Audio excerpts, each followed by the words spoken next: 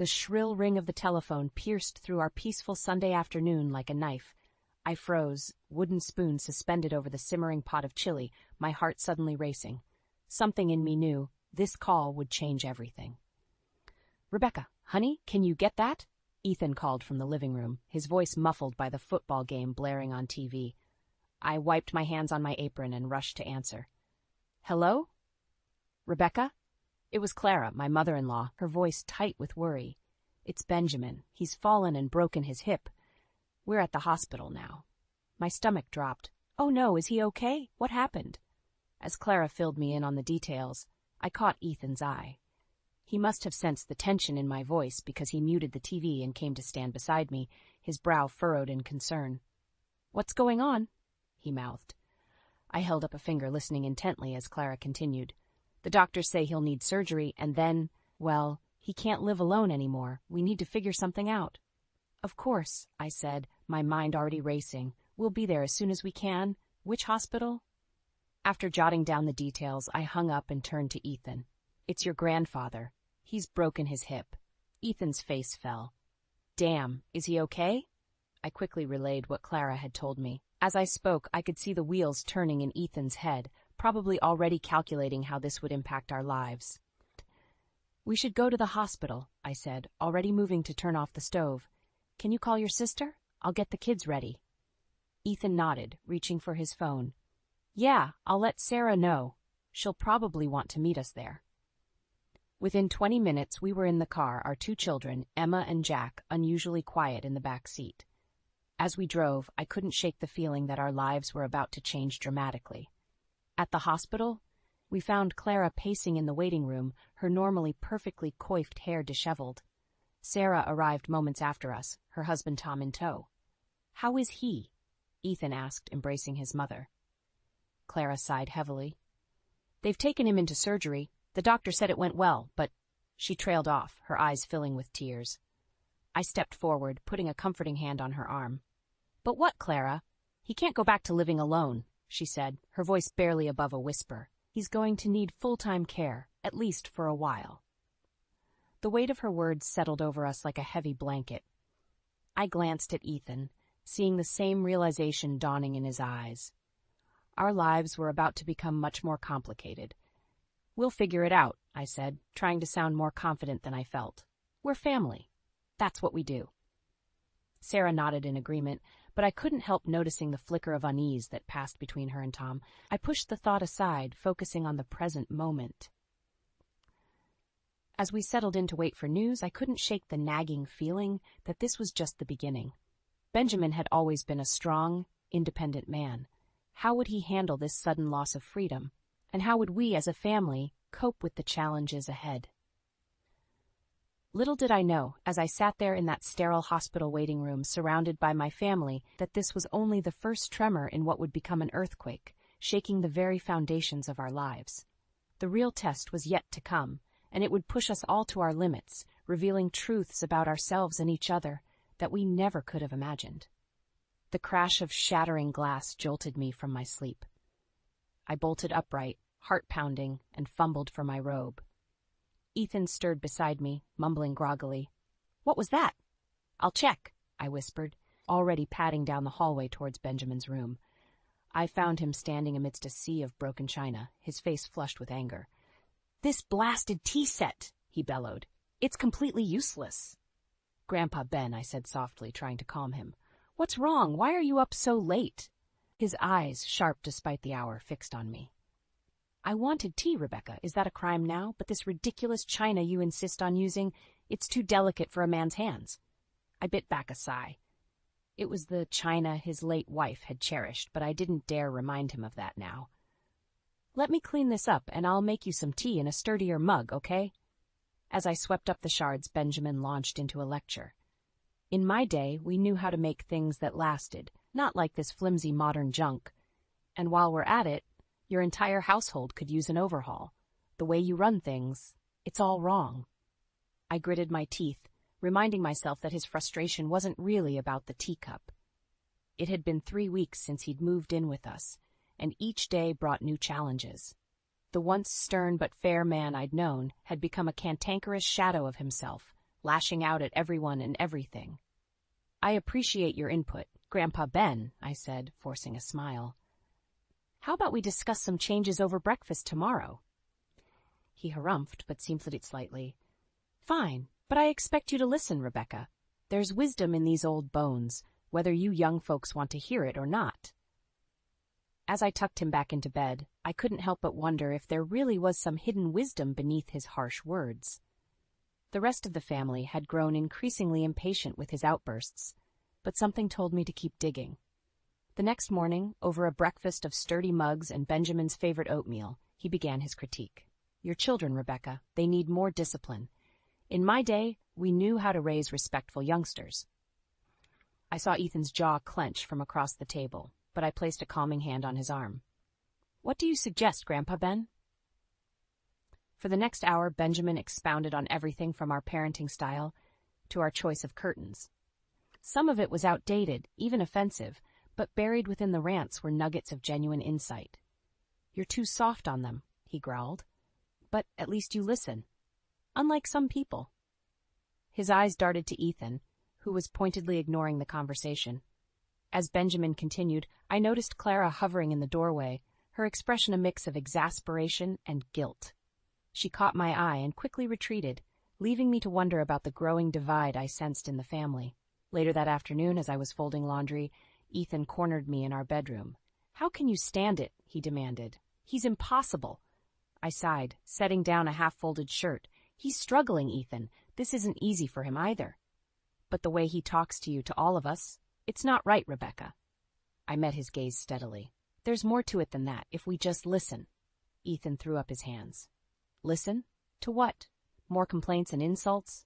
You're being naive, Rebecca. He's not going to change." As he stormed out, I felt a heaviness settle in my chest. The rift I'd sensed was widening, not just between Benjamin and the family, but between Ethan and me. That night, as I lay awake, Benjamin's words echoed in my mind. Beneath the harshness, I'd sensed a desperate need to be heard, to still feel valuable. While the others saw only the prickly exterior, I was beginning to glimpse the vulnerable man underneath. I made a silent vow then. I would keep trying to understand, to find the wisdom hidden in Benjamin's words. Even if it meant standing alone against the tide of family frustration, I wouldn't give up on him. Little did I know, this decision would set in motion a chain of events that would change all our lives forever. I never meant to eavesdrop, but the hushed voices drifting from the kitchen stopped me in my tracks. Clara's unmistakable laugh, tinged with a hint of bitterness, made me pause outside the door. I swear, if I have to listen to Dad complain one more time about how we don't do things the right way, I might just wish him away myself. My breath caught in my throat. I knew Benjamin had been difficult, but to hear Clara speak so callously about her own father. Then came the sound that truly broke my heart, Ethan's deep chuckle joining his mother's laughter. "Maybe we could accidentally book him on a one-way cruise," Ethan joked. "Think he'd notice if we didn't pick him up at the port?" I couldn't bear to hear any more. I burst into the kitchen, my face flushed with anger and disappointment. "How can you two talk like that?" I demanded, my voice shaking. Clara and Ethan jumped, guilt flashing across their faces before quickly morphing into defensive irritation.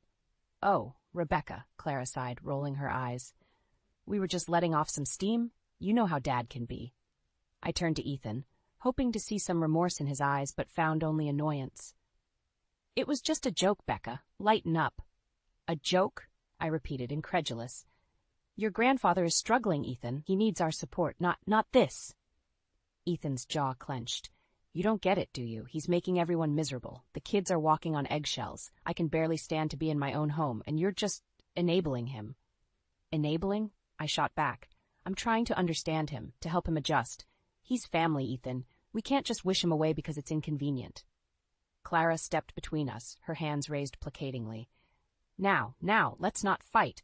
Rebecca, dear, I know you mean well, but you have to admit Dad's behavior is wearing on all of us." I shook my head, feeling suddenly very alone. "I can't believe what I'm hearing. He raised you, Clara. And Ethan, he's your grandfather. How can you be so callous?" Ethan's eyes flashed with anger. Don't you dare judge us, Rebecca. You're not the one who grew up with his constant criticism, his impossible standards. You don't know what it's like. I know what it's like to care for someone who needs help, I retorted, even when it's hard, even when they push you away. The kitchen fell silent, the tension thick enough to cut with a knife. Clara busied herself with the dishes, clearly uncomfortable, while Ethan and I stared each other down. Finally, Ethan spoke, his voice low and controlled. You think you're so noble, don't you? Saint Rebecca, always doing the right thing. Well, let me tell you something. The rest of us are human. We get tired, we get frustrated, and sometimes, yes, we joke about things to cope. If you can't handle that, maybe you're the one with the problem. His words hit me like a physical blow. I stumbled back, tears pricking at my eyes. I can't believe you just said that to me, I whispered. Before either of them could respond, I turned and fled the kitchen. As I ran up the stairs, I could hear Benjamin's gruff voice calling out, asking what all the commotion was about. In our bedroom, I sank onto the bed, my mind reeling. How had things gotten so bad so quickly? The loving family I thought I knew seemed to be crumbling before my eyes. As I sat there, trying to make sense of it all, a terrible realization dawned on me. The discord I'd sensed wasn't just about Benjamin. It was about me, too. Somehow, in trying to do what I thought was right, I'd placed myself on the outside of my own family. A soft knock at the door made me look up. It was Emma, our daughter, her young face creased with worry. Mom? Are you okay? I heard yelling. I forced a smile, patting the bed beside me. As Emma curled up next to me, I held her close, suddenly fiercely grateful for her presence. Whatever was happening with Ethan and his family, I knew one thing for certain: I would do whatever it took to protect my children from the growing storm. Little did I know, the true test of my resolve was yet to come. The hushed voices coming from the living room made my skin prickle. I paused at the bottom of the stairs, my hand gripping the banister as I strained to hear. It was Ethan, Clara, and Sarah, Ethan's sister. A family meeting, and I hadn't been invited. We can't go on like this, Sarah was saying, her voice tight with frustration. It's tearing us apart. I know, Ethan sighed, but what can we do? We can't just abandon Grandpa. Clara's voice cut in, sharp and decisive. We're not abandoning him. We're reallocating resources. My heart began to race. What were they planning? Rebecca seems to have everything under control, Clara continued. She's always so insistent on doing things her way. Well, let her. Mom, Ethan protested weakly, but Clara steamrolled on. I'm telling you, it's for the best. We'll move out, give them space. Rebecca can handle Grandpa, and we can all get our lives back. The silence that followed was deafening. I waited, breath held, for Ethan to object, to stand up for our family. But when he finally spoke, his words shattered my world. Maybe you're right, he said softly. Maybe it is for the best. I stumbled back, my vision blurring with tears. How could they? How could Ethan? Before I could confront them, Benjamin's gruff voice called out from upstairs. Rebecca, where's my tea? Wiping my eyes, I hurried to the kitchen, my mind reeling. As I prepared Benjamin's tea with shaking hands, I tried to make sense of what I'd heard. They were planning to leave us, to leave me, alone with Benjamin. The betrayal cut deep, but beneath the pain, a spark of determination ignited. I carried the tea upstairs, my resolve strengthening with each step. If they thought they could just walk away, they had another thing coming. About time, Benjamin grumbled as I entered his room. But his scowl softened slightly as he saw my face. What's wrong with you? You look like you've seen a ghost. For a moment, I considered telling him everything, but the stubborn set of his jaw, so like Ethan's, made me hesitate. Instead, I forced a smile. It's nothing, Grandpa Ben, just a long day. He harumphed, but his eyes narrowed suspiciously. Don't lie to me, girl. I may be old, but I'm not blind. Something's eating at you. I sank into the chair beside his bed, suddenly exhausted. It's Ethan and the others. They're talking about moving out, leaving us to care for you alone. I expected anger, perhaps another lecture about family loyalty. Instead, Benjamin's face crumpled, a vulnerability I'd never seen before shining through. I see, he said softly. Can't say I blame them. I haven't exactly been easy to live with. His admission stunned me. Grandpa Ben, he waved me off. Don't coddle me, Rebecca. I know what I've been like, but you... He reached out, his gnarled hand grasping mine. You've stood by me even when I didn't deserve it. Why? The question caught me off guard. Why had I? Because I believe there's more to you than just the grumpy old man act. Because family means something to me. And because sometimes the people who push us away are the ones who need us most. Benjamin's eyes glistened with unshed tears. For a long moment, he said nothing. Then, with a deep breath, he squeezed my hand. You're a good woman, Rebecca. Better than this family deserves, maybe. So what are you going to do about those cowards downstairs? His question ignited the spark of determination in me once more. What was I going to do? I stood, squaring my shoulders. I'm going to fight for this family, Grandpa Ben. All of it, even the parts that don't think they want to be fought for. As I left his room, I heard him chuckle. That's my girl, he murmured.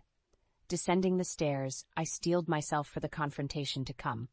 They thought they could just decide our fate without me. They were about to learn how wrong they were.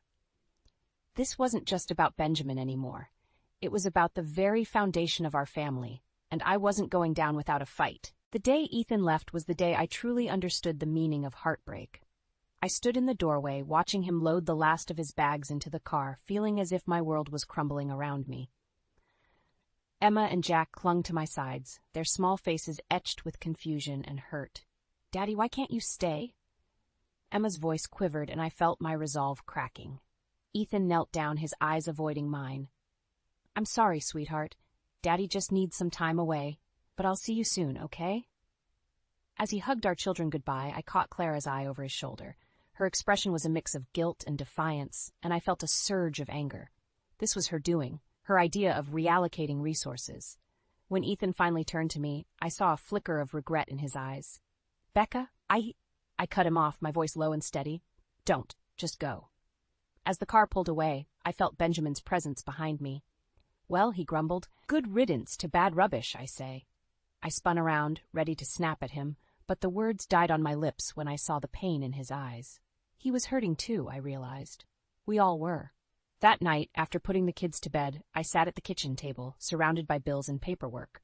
How was I supposed to manage all this on my own? The weight of responsibility felt crushing. A soft knock interrupted my spiraling thoughts. Mom? Jack peeked around the door, his eyes wide. Is Grandpa Ben okay? He's making weird noises.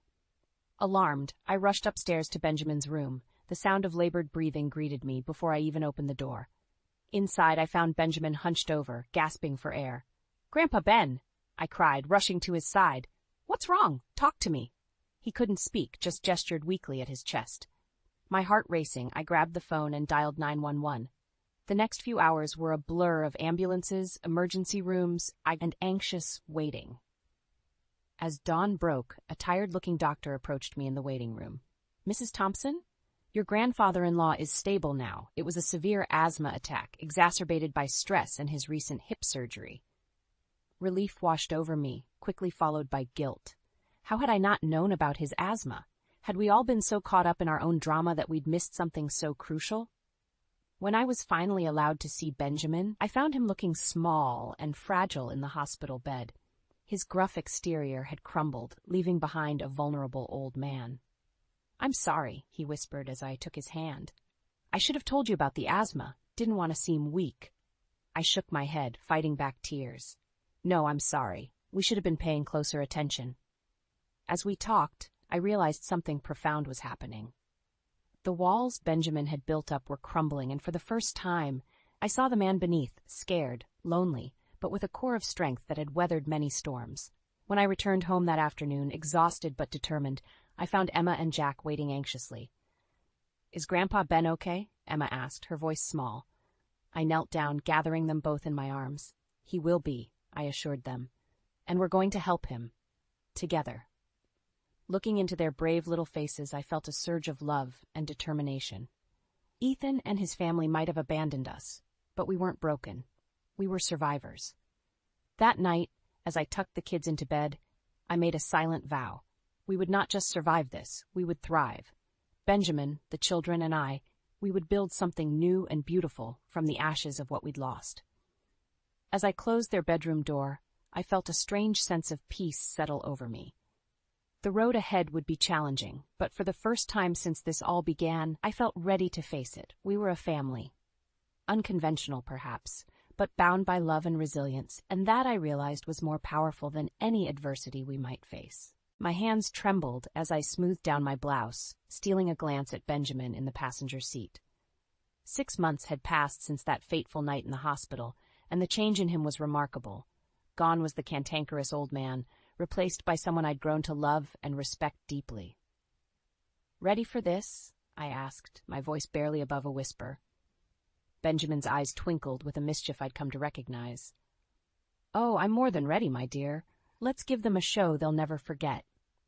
As we pulled up to Clara's house, my stomach churned with anxiety. This was the first time we'd all be together since Ethan left. The children were spending the day with a friend, sparing them from what I feared would be an explosive family reunion. Clara answered the door, her smile faltering as she saw Benjamin standing tall beside me, no cane in sight. "Dad, you're walking so well. Amazing what proper care can do." Benjamin replied, his tone deceptively light. Ethan appeared behind his mother, his eyes widening at the sight of us. "Becca?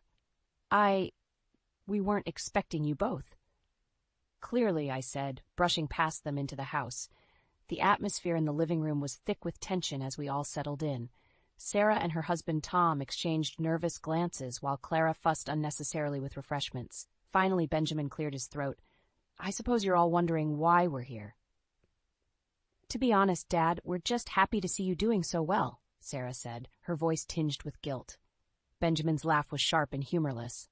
"Oh, I'm doing more than well, Sarah. Thanks to Rebecca here, I've not only recovered, but I've had a revelation." The room fell silent, all eyes on Benjamin. My heart raced, knowing what was coming.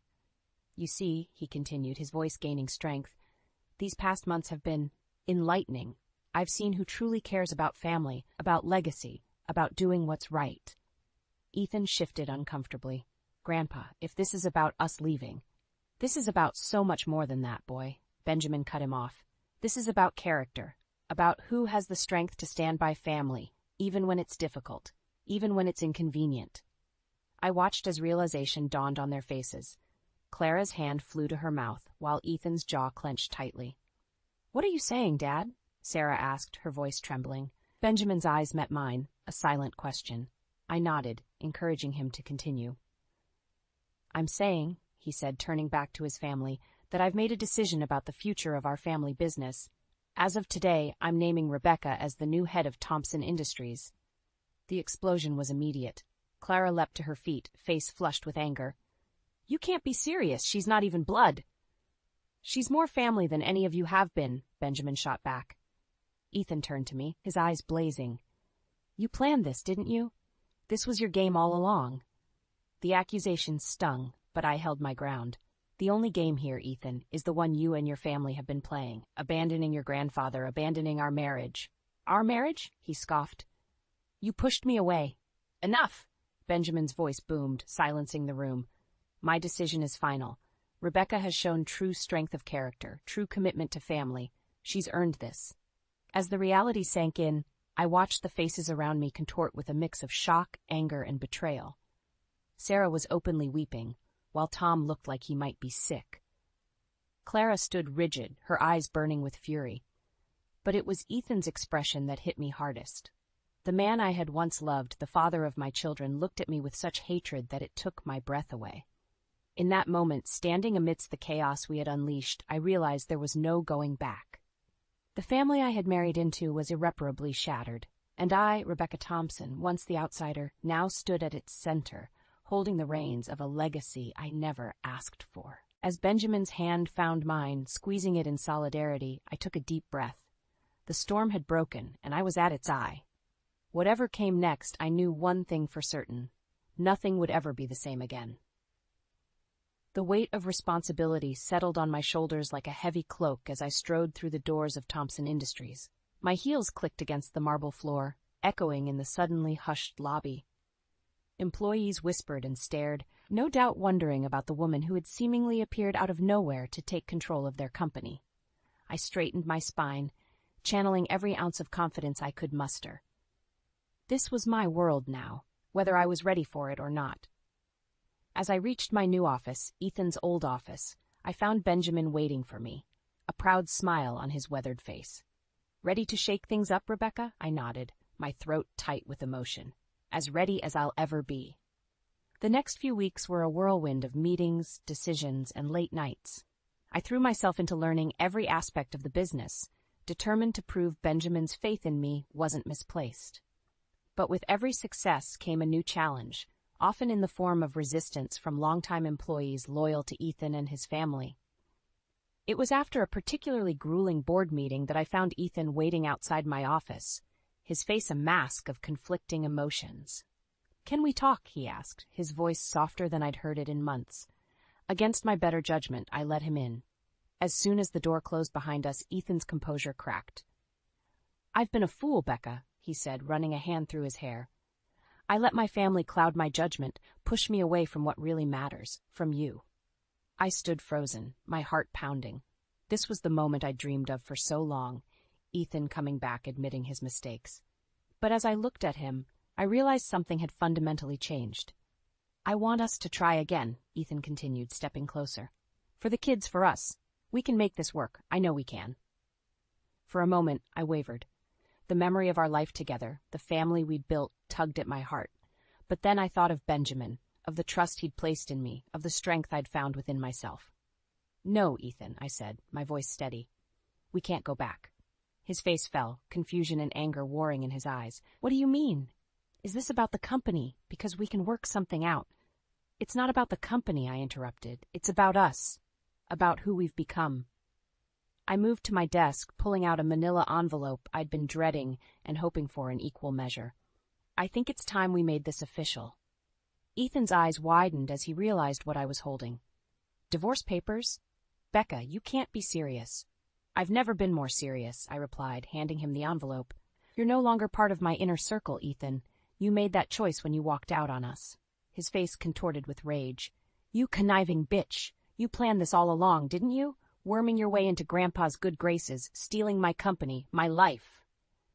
I stood my ground, even as his words cut deep. "I didn't plan anything, Ethan. I simply chose to stand by family when you wouldn't." "This isn't over," he snarled, snatching the envelope. "You'll regret this, Rebecca. I'll make sure of it." As the door slammed behind him, I sank into my chair, my hands shaking. I'd done it. I'd chosen my path, burned the last bridge to my old life. The finality of it was terrifying and exhilarating all at once. A soft knock interrupted my thoughts. It was my assistant, looking worried. "Mrs. Thompson, there's an urgent call from your children's school. There's been an incident." My blood ran cold. In that moment, as fear gripped my heart, I realized the true cost of my choices. I had gained a company, but had I put my children at risk? As I rushed out of the office, Ethan's threat echoed in my mind. This wasn't over. Not by a long shot. And suddenly, everything I had fought for seemed to be hanging by a thread. The day my divorce from Ethan was finalized felt like both an ending and a beginning. As I stood on the steps of the courthouse, the weight of the past year's struggles seemed to lift from my shoulders. I took a deep breath, savoring the crisp autumn air and the sense of freedom it brought. But my moment of peace was short-lived. My phone buzzed insistently, an urgent message from the office. Ethan and his family were making a last-ditch effort to wrest control of the company from me. They had called an emergency board meeting, claiming I was unfit to lead. I rushed to Thompson Industries, my mind racing. This was it, the final battle. As I entered the boardroom, the tension was palpable. Ethan sat at one end of the table, flanked by Clara and Sarah, their faces set in grim determination. The other board members looked uncertain, caught between the old guard and the new. "Rebecca," Ethan began, his voice dripping with false concern, "we've called this meeting because we believe the company is suffering under your leadership.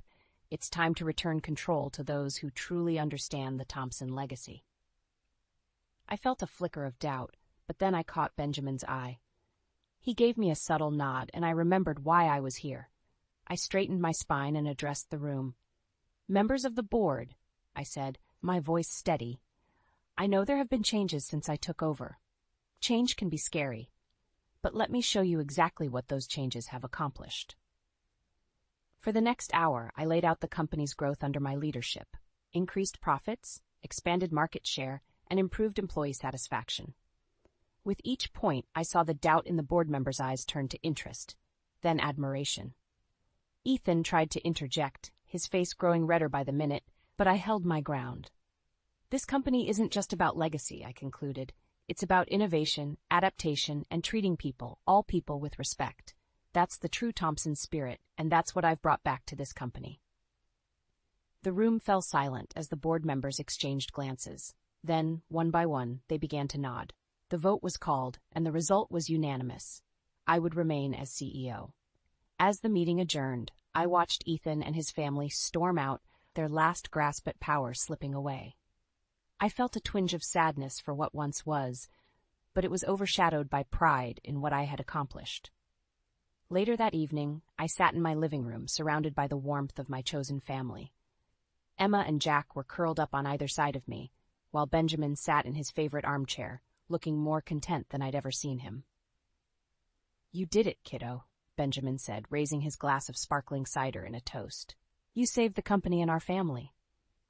I smiled, hugging my children close. "We did it together," I corrected him.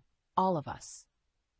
As I looked around at the faces of those I loved most in the world, I realized that this moment of peace, love, and triumph was what I had been fighting for all along. Not just a company or a title, but a true sense of family and purpose. The road had been hard, filled with betrayals and heartache, but it had led me here, to a place where I was stronger, wiser, and more fulfilled than I ever thought possible. "Mom," Emma said, looking up at me with curious eyes, "are you happy now?" I felt tears prick my eyes as I answered honestly, "Happier than I've ever been, sweetheart." And as the evening wore on, filled with laughter and love, I knew that this was just the beginning. Whatever challenges lay ahead, I was ready to face them. Not as the woman I had been, but as the woman I had become. A woman who had taken adversity and turned it into opportunity, who had found strength in vulnerability, and who had learned that true family is not always bound by blood, but by love, loyalty, and shared struggles. This was my new chapter, my new life, and I couldn't wait to see where it would lead.